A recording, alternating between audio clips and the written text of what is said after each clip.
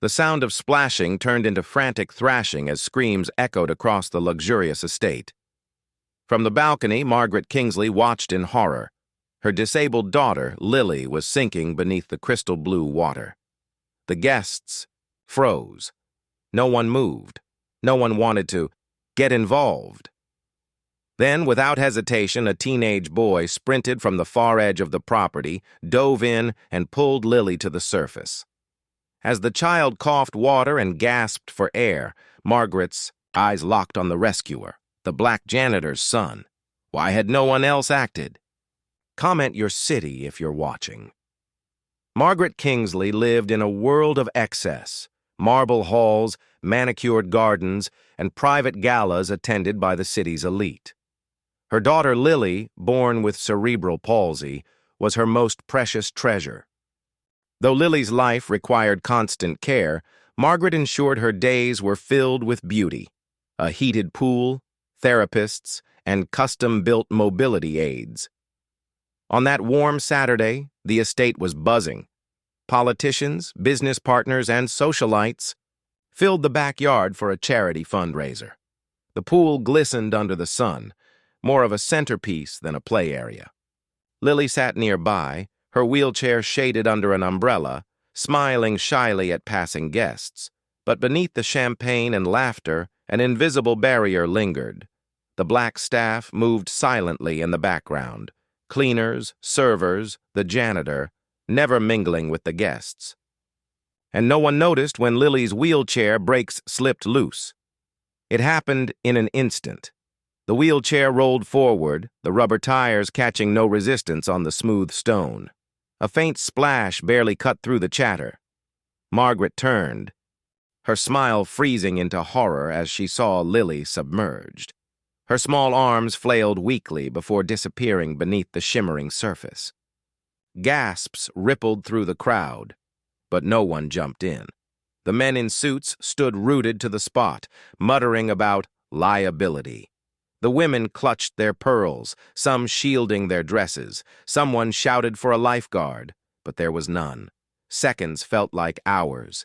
Then, movement. From behind the catering tent, Jamal, the janitor's 16-year-old son, dropped the broom he'd been holding and sprinted toward the pool.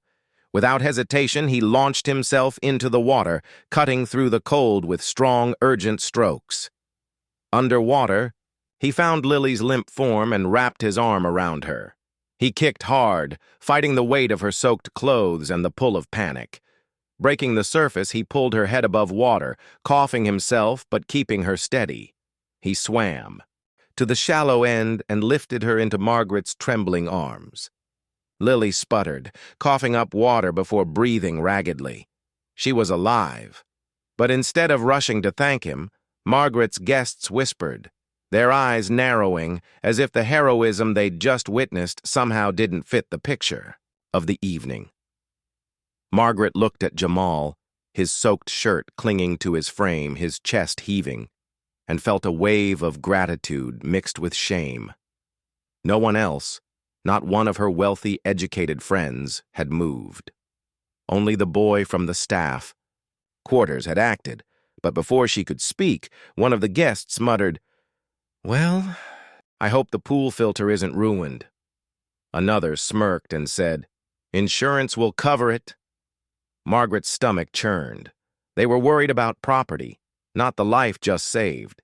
She realized she'd spent years surrounded by people who measured worth by status and skin color. And the moment demanded more than polite applause. It demanded truth.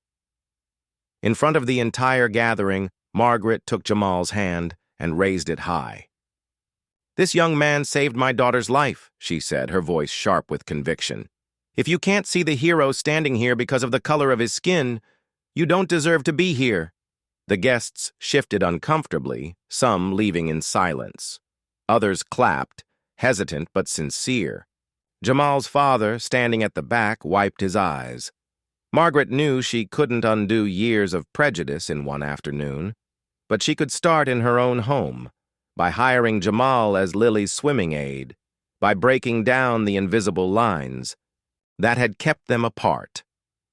Justice, she realized, wasn't just about laws. It was about who we choose to stand beside when the water gets deep.